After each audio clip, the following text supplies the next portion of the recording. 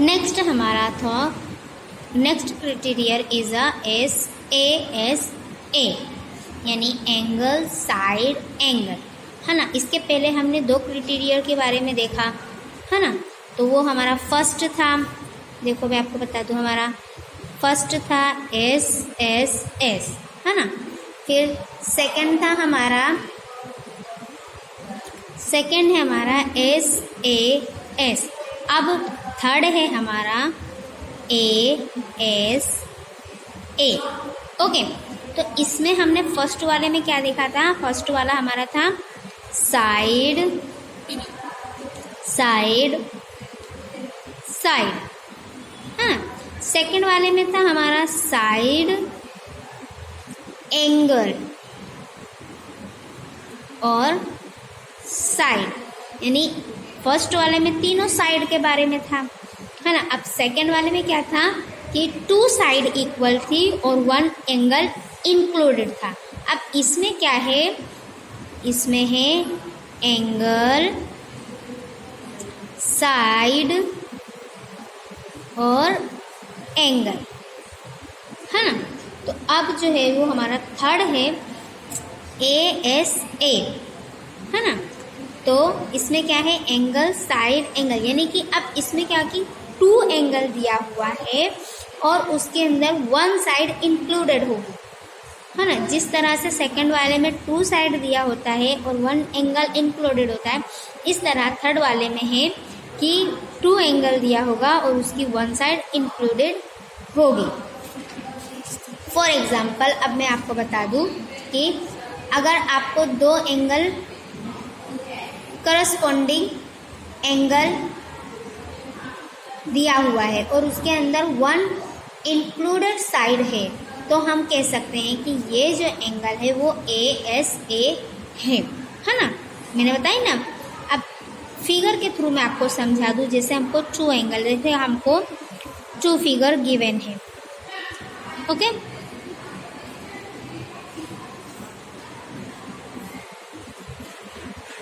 हमें 2 figure given है ये, ओके। अब इसके अंदर जो है वो हमें 2 एंगल्स दिया हुआ है, ओके।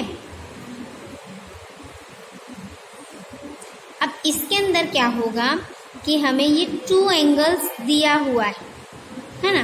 तो ये एंगल का नाप, ये एंगल का नाप इक्वल होगा और ये एंगल का नाप और ये एंगल का नाप इक्वल होगा।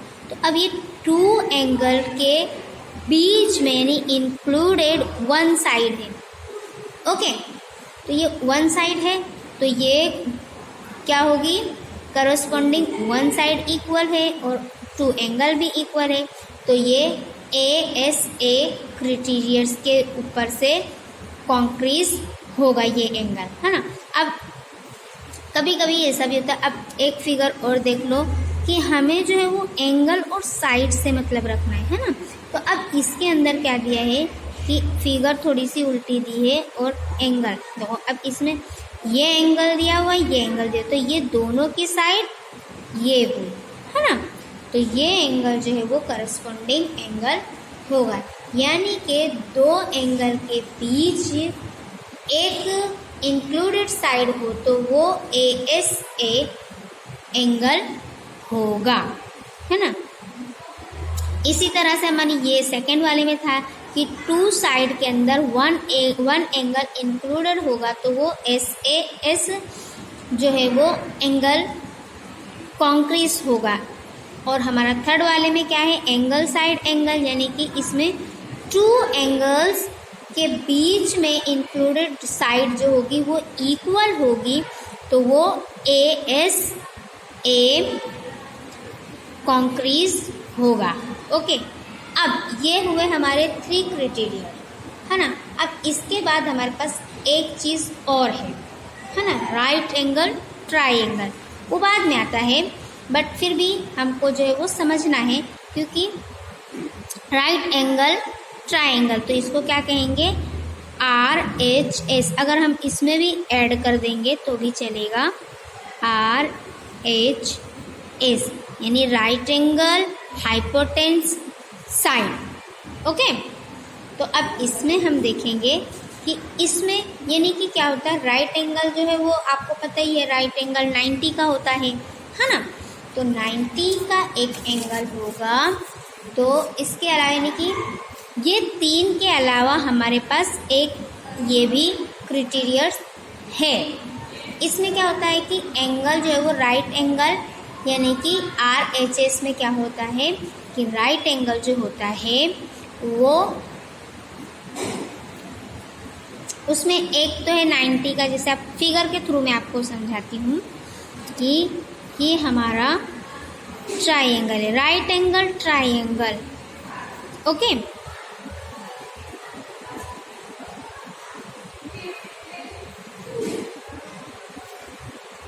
इस तरह से आपको 2 फिगर गिवन है। तो इसके अंदर जो है वो यहाँ 90 का एंगल बनेगा, इसमें जो है वो यहाँ 90 का एंगल बनेगा। अब 90 का एंगल बनता है तो उसकी सामने वाली साइड यानी कि ये जो लेंथ है, ये जो लाइन सेगमेंट है, इसको क्या कहेंगे, हाइपोटेनस, है ना। हमने आगे चैप्टर में सीखे थे ना हाइपोटेनस किसको कहते हैं। तो इसी तरह 90 के एंगल के सामने वाली जो साइड होती है इसको हाइपोटेनस कहते हैं, है ना। तो जैसे ये साइड इसकी ये साइड होगी, ये साइड ये होगी, ओके, और ये जो है हाइपोटेनस वाली साइड ये होगी, है ना। तो हम कह सकते हैं कि ये RHS यानी right angle hypotenuse side, okay, है ना। तो इस क्राइटेरिया में मतलब क्या होता है कि इस क्राइटेरिया के अंदर राइट एंगल ट्राइंगल बनता है ना। अगर हम स्क्वायर लेंगे तो इसमें तो बहुत सारे राइट एंगल आ जाएंगे, क्योंकि हमें यहाँ ट्राइंगल के बारे में पढ़ना है। तो राइट एंगल ट्राइंगल जो है इसमें क्या होता है कि इस ट्राइंगल के अंदर देखो, ये ट्राइंगल देखो और ये ट्राइंगल देखो, क्योंकि इसमें 90 का एंगल नहीं बन रहा है, जबकि इस ट्राइंगल के अंदर हमारा जो है वो 90 का एंगल बनता है, प्लस इसकी जो सामने वाली लेंथ होती है इसको हाइपोटेनस कहते हैं। तो इस चैप्टर के अंदर जो भी क्राइटेरियाज जो भी पॉइंट था वो हमने सीख लिया है। अब हम जो है वो यानी कि जो भी हमें इम्पोर्टेंस थी जिस चीज़ों की सीखने की कि किस किस एंगल के थ्रू यानी कॉन्क्रीज कब होता है, कौन कौन से एंगल को मिलाते हैं तो कॉन्क्रीज होता है, कौन कौन सी साइड इक्वल होती है, कौन कौन सी साइज़ इक्वल होती है। तो ये सारी चीज़ों को लेकर हमने इसमें जो जो पॉइंट्स थे, जो जो टॉपिक थे वो हमने बेसिक नॉलेज के तौर पर सीख लिया है ना। तो हमने इस चैप्टर में कॉन्क्रीज ऑफ ट्राइंगल के अंदर हमने ये देखा कि कॉन्क्रीज कब ट्राइंगल कॉन्क्रीज होता है ना। तो इसके अंदर हमने 3 क्राइटेरियस देखा और एक अलग क्राइटेरियस था 4 RHS वाला, है ना। तो इसमें क्या था, फर्स्ट हमारा क्राइटेरियस था कि SSS यानी साइड साइड साइड यानी जिस एंगल के तीनों साइड इक्वल होते हैं वो कॉन्क्रीज एंगल होते हैं, ट्राइंगल होते हैं, okay.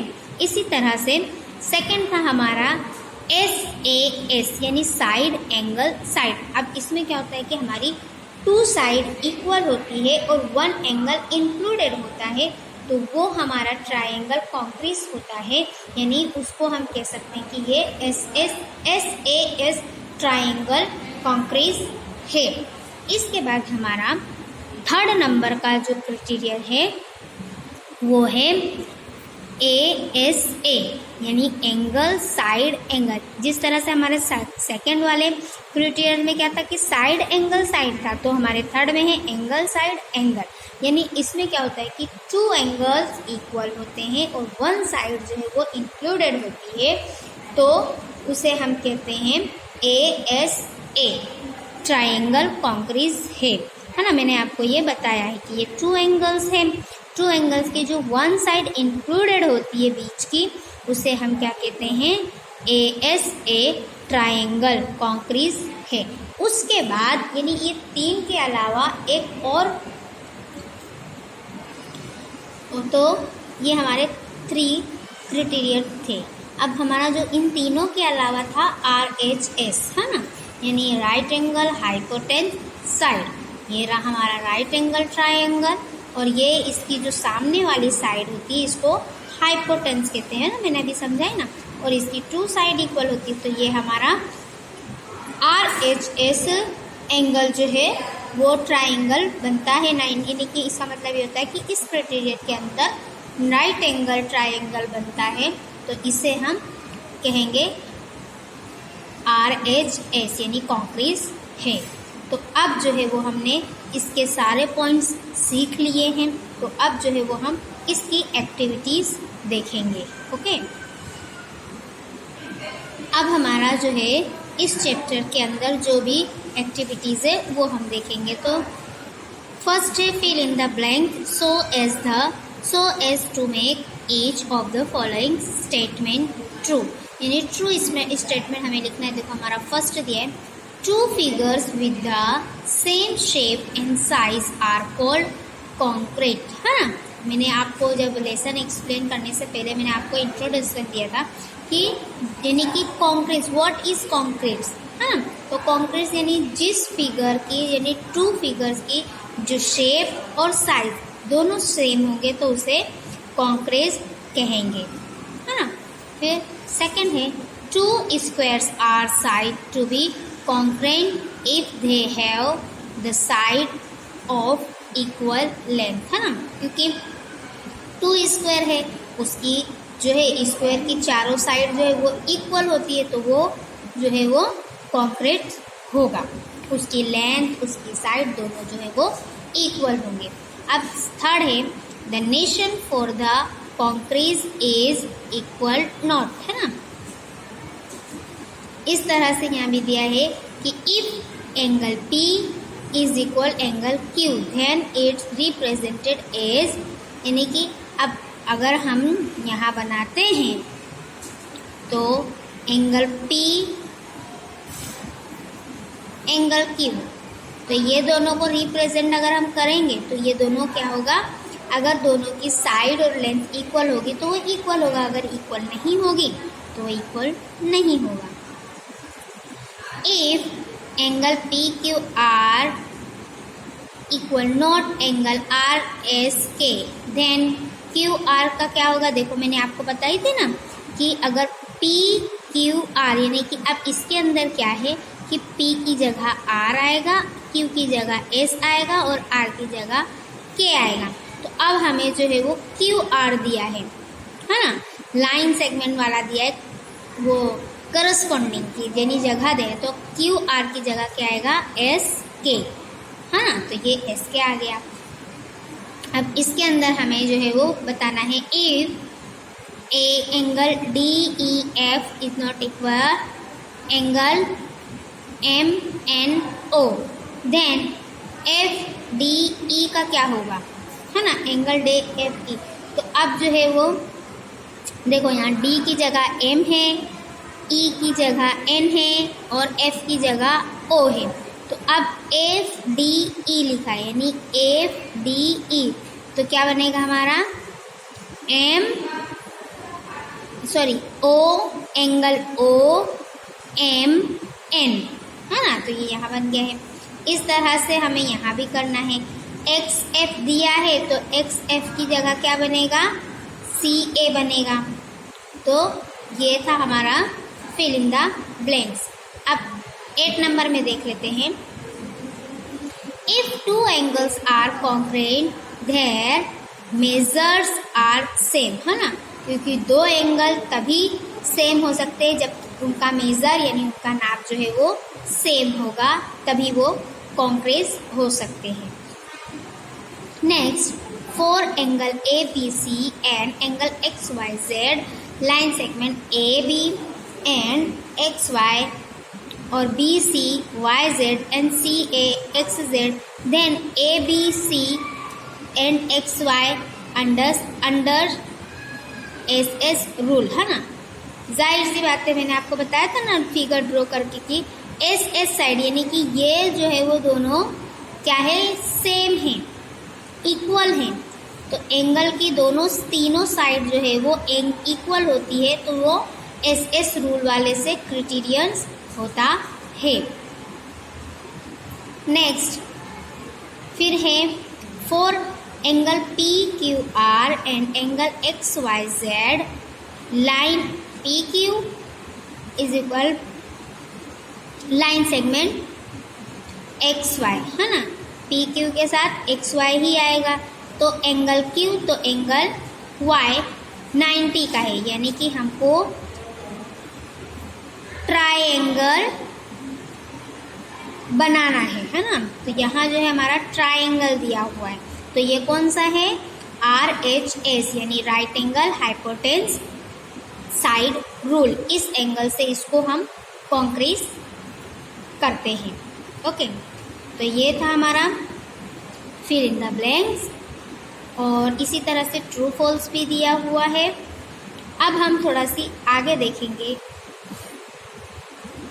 To rectangle are said to be congruent if they have same area, तो ये फॉल्स है। रेक्टेंगल किसको कहते हैं, रेक्टेंगल हमारा जो है वो इस तरह से होता है, तो रेक्टेंगल के अंदर आमने सामने की साइड इक्वल होती है और इधर इधर की साइड इक्वल होती है, not a four side same.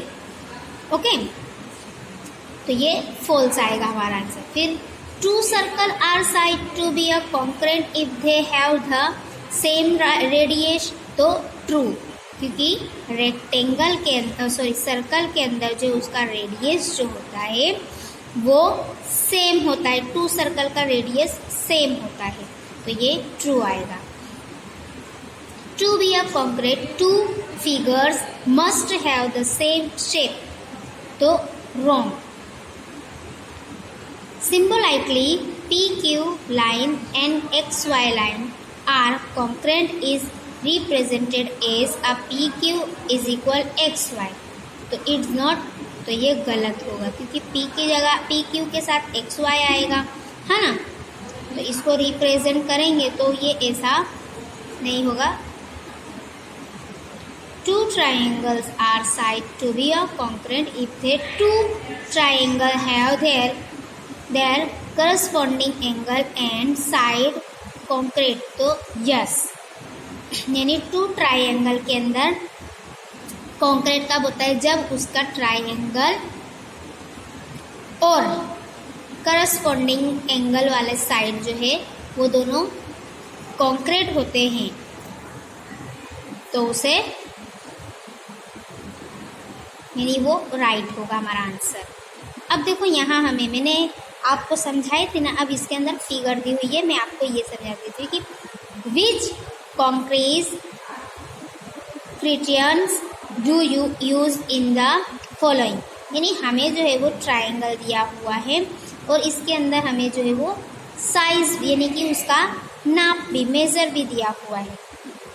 देखो अब यहाँ जो है ये टू एंगल्स दिया हुआ है ना, तो इसकी ये साइड इसकी ये साइड सेम है 2.3 cm 2.3 cm, फिर ये साइड 1 यानी ये तीनों की साइड जो है वो इक्वल है ना, तो हमारा ये आंसर क्या होगा, जो है वो SS होगा। और ये थोड़ा सी रॉन्ग हो गया है, यहाँ RHS नहीं आएगा, यहाँ SS ही आएगा, क्योंकि यहाँ 90 का एंगल नहीं बन रहा है। अब सेकंड हमें देखो 90 का एंगल दे दिया है ना, तो 90 का एंगल दिया है, इसकी दोनों की साइड सेम है और 1 एंगल है ना, तो हमें ये फर्स्ट फिगर दिए, देखो दोनों सेम है, तो ये हमारा SS हो गया, SS क्राइटेरियन हो गया। अब सेकंड में देखो ये हमारा 3 क्राइटेरियन के अलावा जो मैंने चौथा क्राइटेरियन सिखाया था ये उसका है, RHS है ना, राइट एंगल। देखो राइट एंगल ट्राइंगल, इसके अंदर हमें जो है वो 90 का एंगल बना हुआ दिख रहा है, तो हम और इसकी जो हाइपोटेन्यूज है वो भी इक्वल है, और यानी कि 2 साइड इक्वल है और एक 90 का एंगल बन रहा है, तो ये हमारा कौन सा क्राइटेरियन हुआ, RHS। ओके, तो इस तरह की फिगर हमें गिवन होगी, क्वेश्चन दिया होगा, तो हमें जो है वो इसको सही तरीके से सोचकर समझकर लिखना है। अब आगे, अब इसके अंदर देखो हमें थर्ड फिगर दी गई है, ट्रायंगल दिया हुआ है, तो इसके अंदर हमें देखो एक एंगल की जो है वो एंगल का भी नाप दिया है, मेजर दिया है और साइड्स का भी दिया है ना, तो ये हमारा कौन सा क्राइटेरियन होगा, क्योंकि इसके अंदर वन एंगल इंक्लूडेड है और टू साइड्स है, तो ये हमारा होगा एस ए एस, यानी साइड एंगल साइड, है ना। ये हमारी साइड है और ये हमारा एंगल है। ओके, तो ये हमारा SAA क्राइटेरियन होगा। अब 4 नंबर में देखो, अब 4 नंबर में हमें क्या दिया है कि ट्राइंगल बना हुआ है और इसमें 2 एंगल दिया हुआ है ना।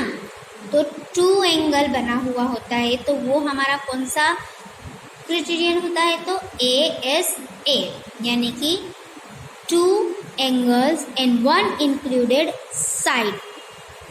ओके, देखो ये 1 इंक्लूडेड साइड है और ये 2 एंगल्स हमें गिवन है, तो ये हमारा ASA वाला क्राइटेरियन होगा, यानी कि एंगल साइड एंगल। ओके, तो इस तरह की जो है वो आपको फिगर गिवन होती है, तो आपको जो है वो लिखना है।